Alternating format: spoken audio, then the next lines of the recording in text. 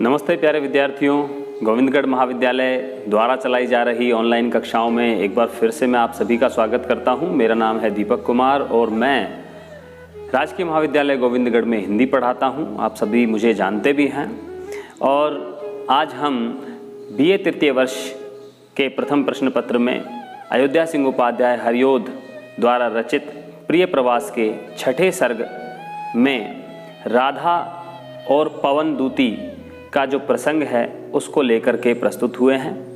राधा को जब छोड़ करके चले जाते हैं श्री कृष्ण, मथुरा चले जाते हैं और मथुरा चले जाने के बाद राधिका के जीवन पर किस तरह का प्रभाव पड़ता है और राधिका कृष्ण के वियोग में किस तरह से व्याकुल होती हैं और उस व्याकुल अवस्था में वो अपने प्रियतम कृष्ण के पास अपने विरह संदेश भेजना चाहती हैं। उसके लिए उन्हें जब कोई उचित माध्यम नहीं मिलता है तो उनके पास आने वाली वायु, जो कि उनके सदन में वातायनों से होते हुए आई और वह राधिका के हृदय का जो कष्ट है वह दूर करना चाहती थी, लेकिन राधा को जो क्रियाएं पवन द्वारा की जा रही थी उससे उनका कष्ट और बढ़ जाता है, उससे उनकी विरह वेदना और बढ़ जाती है और उनके कष्ट को और बढ़ा देती है। उसी से वह जो राधा हैं वह पवन से अपने हृदय की पीड़ा बताने लगती हैं और पवन को माध्यम बना करके वह कृष्ण तक अपने विरह संदेश को किस तरह पहुंचाती हैं, किस तरह से बातचीत करती हैं, उसके बारे में आज हम हमारी कक्षा में अध्ययन करेंगे, पढ़ेंगे। तो पिछले जो भाग एक व्याख्या खंड भाग एक में जो हमने वीडियो बनाया था उसमें हम इससे संबंधित 4 छंद पढ़ चुके थे। आज हम फिर से कुछ छंद लेकर के प्रस्तुत हुए हैं और ये छंद हैं आपकी स्क्रीन पर भी दिया जा रहा है, ताकि आप वो छंद, यदि आपके पास पुस्तक उपलब्ध नहीं हो तो आप वह छंद साथ के साथ पढ़ते भी जा सकते हैं और मेरे द्वारा जो उसकी व्याख्या प्रस्तुत की जा रही है उसे भी आप सुन सकते हैं। संतापों को विपुल बढ़ता देख के दुखिता हो। संतापों को विपुल बढ़ता, विपुल मतलब अत्यधिक बढ़ता हुआ देख करके, जब संताप यानी कि कष्ट जब अत्यंत बढ़ने लगे तो उसे देखकर वह बड़ी दुखी हो गई। दुखिता हो धीरे बोली सै दुख उससे श्रीमती राधिका यूं। और पवन से तब श्रीमती राधिका, यहाँ राधिका को श्रीमती कहा गया है, पूर्व में श्री शब्द का प्रयोग किया गया था। आप जानते हैं कि वृंदावन में जब आप जाते हैं तो वहाँ भी श्री राधा नाम लिखा हुआ मिलता है।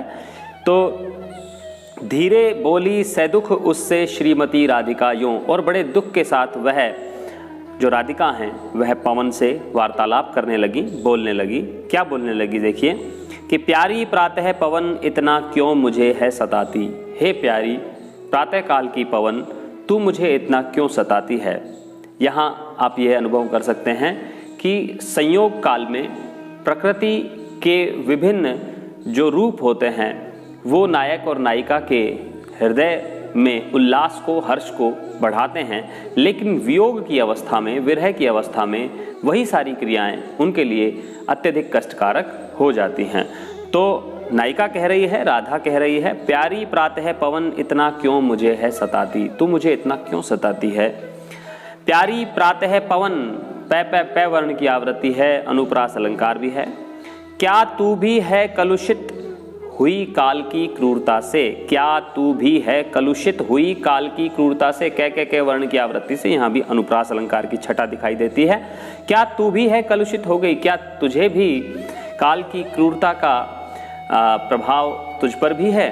क्या तू भी मेरे प्रति क्रूर हो गई है, तू मुझ पर इतना प्रतिकूल क्यों होती है। काल ने तो मुझ पर क्रूरता दिखाई ही है, लेकिन तुझसे तो मैं ऐसी आशा नहीं करती। तू तो मेरी सखी है, तू प्रातःकाल चलने वाली प्यारी पवन है। तू भी क्या उस कलुष से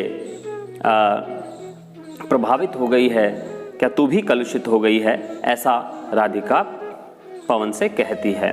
तो यहाँ पर वियोग श्रृंगार रस है और कलुषित, सदुख, क्रूरता, दुखिता, संताप, विपुल जैसे तत्सम प्रधान शब्दावली का यहाँ प्रयोग हुआ है। मंदाक्रांता छंद है। कल की कक्षा में हम मंदाक्रांता छंद की बात कर चुके हैं और वियोग श्रृंगार रस है। रस, छंद, अलंकार और प्रमुखतः है जो भाव सौंदर्य की एक पंक्ति आपको विशेष में लिखनी होती है व्याख्या छंद में, व्याख्या खंड में, तो वह सब आप ध्यान रखिएगा। अगले छंद की ओर चलते हैं। कालिंदी के कलपुलिन पे घूमती सिक्त होती। कालिंदी, कालिंदी का मतलब है यमुना। यमुना के कलपुलिन मतलब सुंदर किनारे पर घूमती सिक्त होती, तू घूमती रहती है और वहां से तू नम होकर के, आर्द्र होकर के, भीगती हुई मेरे पास आती है या चलती है। कालिंदी के कलपुलिन पे घूमती सिक्त होती, यहाँ पवन के प्रकृति के बारे में, उसकी प्रवृत्ति के बारे में बताया जा रहा है राधिका के द्वारा, और कहा जा रहा है कि हे पवन, तुम यमुना के सुंदर किनारे पर घूमती हो और घूम करके यमुना के द्वारा, यमुना से उठने वाले जो वाष्पकण हैं उसमें तुम भीगती हो और तुम आर्द्र हो, बड़ी नम हो। प्यारे प्यारे कुसुम चय को चूमती गंध लेती, और प्यारे प्यारे जो फूलों के समुच्चय होते हैं, फूलों के जो गुच्छे होते हैं, फूलों के जो समूह होते हैं, उनको तुम चूमती हो और साथ ही साथ उनकी गंध भी अपने साथ में ले आती हो। यहाँ पर आप देखें मानवीकरण अलंकार का बहुत सुंदर प्रयोग किया गया है। यहाँ एक मानव के रूप में उसको व्यक्त करने का प्रयास किया गया है कि तुम प्यारे प्यारे कुसुम चय को चूमती गंध लेती, तुम चूमती हो। अब चूमने का जो क्रिया व्यवहार है वो वास्तव में मनुष्य का होता है, मानव की एक क्रिया है चूमना, लेकिन यहाँ पर इसका आरोपण किया गया है प्रकृति के एक उपादान पवन पर। तो यहाँ पर जब भी प्रकृति के किसी भी उपादान पर, तत्व पर जब मानवीय क्रियाओं का आरोपण किया जाता है तो उसे कहा जाता है मानवीकरण अलंकार। प्यारे प्यारे में यहाँ पर पुनरुक्ति प्रकाश अलंकार है।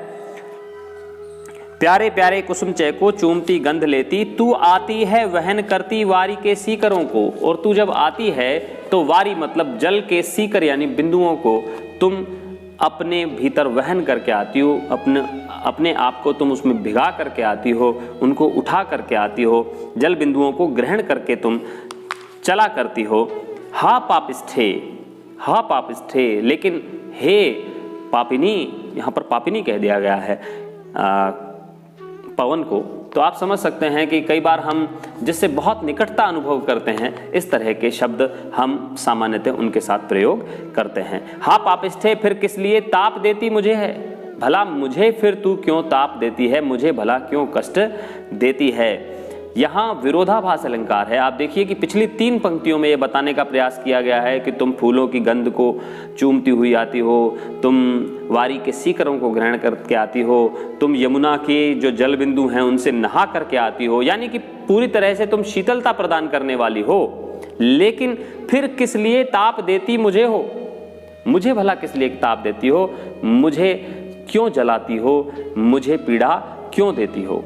तो यहाँ विरोधाभास अलंकार है कि जो शीतल वस्तु है, शीतलता प्रदान करने वाली जो तत्व है या उपादान है, वह किस प्रकार ताप प्रदान कर सकती है। तो यहाँ पर विरोध का आभास है। वास्तव में वह अग्नि नहीं बढ़ा रही है या तपन नहीं बढ़ा रही है, वास्तव में वह उसके हृदय में जो कष्ट है उसे बढ़ा रही है। तो यहाँ पर मानवीकरण अलंकार है, विरोधाभास अलंकार है, और जहाँ इस तरह के शब्द प्रयोग हों, हा, हाय, आह, आहा, ओहो, वहाँ पर वीप्सा अलंकार होता है। जो मानवीय संवेदनाओं को व्यक्त करने वाले शब्द हैं, मानवीय भावों को व्यक्त करने वाले शब्द जब प्रयोग हो जाते हैं साहित्य में, कविता में, तो वहाँ पर वीप्सा अलंकार होता है। तो यहाँ पर एक वीप्सा अलंकार भी है कि हा पापिष्ठे, हा, हाय शब्द का यहाँ पर उच्चारण हुआ है। हा पापिष्ठे, फिर किस लिए ताप देती मुझे है, तो यहाँ पर वीप्सा अलंकार भी है। आइए तीसरे छंद पर चलते हैं। क्यों होती है निठुर इतना, क्यों बढ़ाती व्यथा है, तू भला इतनी निष्ठुर क्यों हो गई है, तू इतनी कठोर क्यों हो गई है, जो तू मेरी इस तरह से पीड़ा को, मेरे कष्ट को बढ़ा रही है। तू है मेरी चिर परिचिता, तू तो मुझसे चिर परिचित है, तू मुझसे पूर्व में ही परिचित है, तेरी मेरी जान पहचान बहुत पुरानी है, तू हमारी प्रिया है, तू मेरी सखी है, तू मुझे बड़ा प्रिय है, मेरी बातें सुन, वह उससे बातचीत कर रही है तो मानवीकरण अलंकार है। मेरी बातें सुन मत सता, छोड़ दे वामता को, वामता को मतलब शत्रुता को, वाम होना, वाम होना का मतलब है टेढ़ा होना, उल्टा होना, तू उल्टा होना छोड़ दे, वामता, यहाँ टेढ़ेपन को, शत्रुता को, उल्टे होने को कहा गया है। तू अपने इस टेढ़ेपन को, अपनी शत्रुता को, अपनी इस वाम होने की प्रवृत्ति को छोड़ दे, मुझे मत सता, मेरी बातों को ध्यानपूर्वक सुन। पीड़ा खो के प्रणत जन की है बड़ा पुण्य होता। और जब किसी प्रणत जन का मतलब है शरण में आए हुए व्यक्ति, शरण में आए हुए व्यक्ति की जब कोई व्यक्ति पीड़ा दूर करता है तो इससे बड़ा पुण्य होता है, ऐसा मैंने सुना है। तो यहाँ पर राधा के इस कथन से हम द्विवेदीकालीन एक प्रवृत्ति का बोध होता है हमें, और वह प्रवृत्ति है उपदेशात्मकता। यहाँ पर जिस तरह से नीति साहित्य में, रीतिकाल के जो नीति साहित्य हैं, रहीम का, वृंद का, गिरधर कविराय का, दीनदयाल गिरी का, वेताल का, जो ये इस तरह के कवि रहे हैं, उन्होंने नीति की उक्तियाँ कही हैं। तो इसी प्रकार की नीति के उपदेश देने की प्रवृत्ति हमें द्विवेदीकालीन साहित्य में देखने को मिलती है, और अयोध्या सिंह उपाध्याय द्विवेदी काल के प्रमुख हस्ताक्षर हैं। और आगे देखते हैं, अगले चौथे छंद पर हम चलते हैं, और चौथा और अंतिम छंद आज की बात को हम यहीं समापन करेंगे।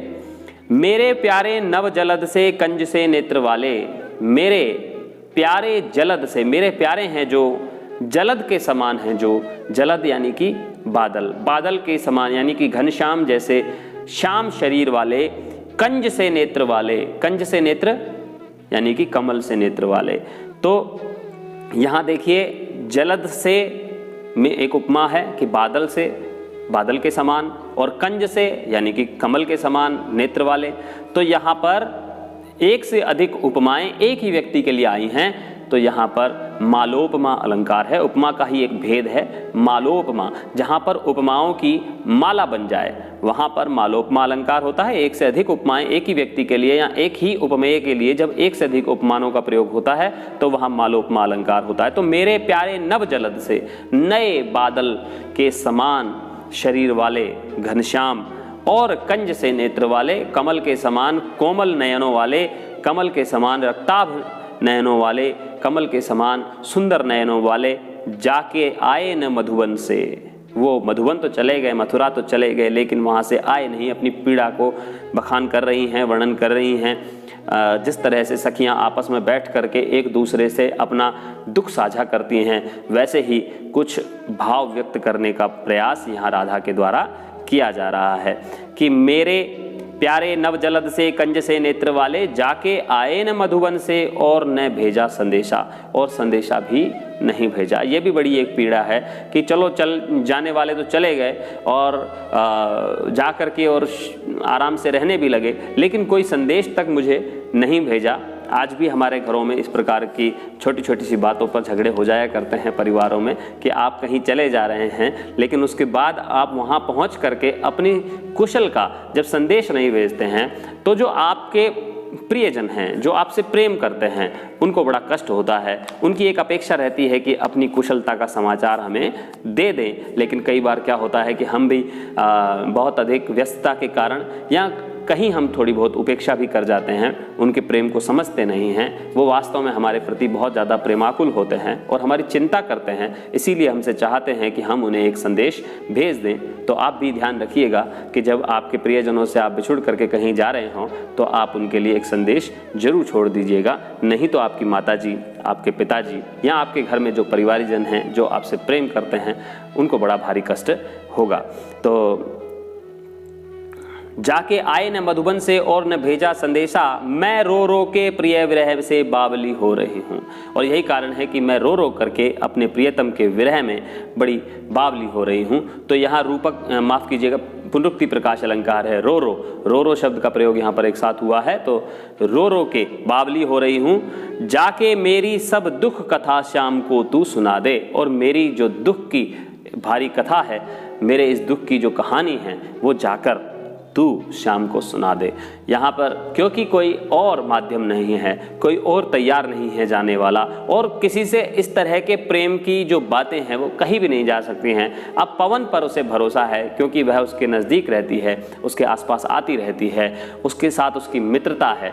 और प्रकृति के साथ मनुष्य का कैसा एक गंभीर संबंध जुड़ता है उसके एकांत में और अकेलेपन की अवस्था में, इसको भी समझने की जो एक मनोविज्ञान है, इसको भी अयोध्या सिंह उपाध्याय हरिऔध ने समझा और पवन दूतिका के माध्यम से, जिस तरह से आप देखें कालिदास ने आषाढ़स्य प्रथम दिवस से जब मेघदूत का आरंभ होता है तो मेघदूत में जो यक्ष है वह भी अपनी नायिका के पास, अपनी प्रेमिका के पास मेघ को दूत बना करके भेजता है। और मेघ को दूत बना करके जब वह भेजता है तो वह भी ये चाहता है कि उसका जो प्रेम का जो निवेदन है, उसके जो प्रेम का संदेश है, वह उसकी नायिका तक मेघ के माध्यम से, बादल के माध्यम से पहुंचे। यहाँ पर भी नायिका जो राधा है वह चाहती है कि उसके प्रियतम श्री कृष्ण के पास उसका जो संदेश है प्रेम का, वह पवन के माध्यम से पहुंच जाए। आगे और पढ़ेंगे, लेकिन आज की कक्षा को यहीं विराम देते हैं। बहुत बहुत धन्यवाद, शुक्रिया, आभार।